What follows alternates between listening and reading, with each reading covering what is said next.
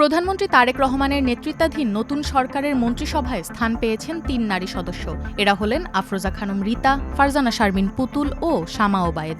আফরোজা খানম রীতা পূর্ণাঙ্গ মন্ত্রী হিসেবে শপথ নিয়েছেন, অন্যদিকে শামা ওবায়েদ ও ফারজানা শারমিন পুতুল প্রতিমন্ত্রী হিসেবে শপথ নিয়েছেন। প্রথমবার সংসদ সদস্য হয়েই পূর্ণাঙ্গ মন্ত্রী হলেন আফরোজা খানম রীতা। মানিকগঞ্জ ৩ আসন থেকে নির্বাচিত রীতা পেয়েছেন বেসামরিক বিমান ও পর্যটন মন্ত্রণালয়ের দায়িত্ব। স্বাধীনতার পর ওই আসন থেকে একমাত্র নারী সংসদ সদস্য হিসেবে নির্বাচিত হয়েছেন আফরোজা খানম রীতা। পররাষ্ট্র মন্ত্রণালয়ের প্রতিমন্ত্রীর দায়িত্ব পেয়েছেন শামা ওবায়েদ। ফরিদপুর ২ আসনে বিপুল ভোটের ব্যবধানে জয়ী হয়েছেন তিনি। শামা ওবায়েদ সাবেক মন্ত্রী ও বিএনপির মহাসচিব প্রয়াত ওবায়দুর রহমানের মেয়ে। তিনি দলের কেন্দ্রীয় কমিটির সাংগঠনিক সম্পাদকের দায়িত্ব পালন করেছেন। এদিকে প্রতিমন্ত্রী হিসেবে সমাজ কল্যাণ মন্ত্রণালয় এবং মহিলা ও শিশু মন্ত্রণালয়ের দায়িত্ব পেয়েছেন অ্যাডভোকেট ফারজানা শারমিন পুতুল।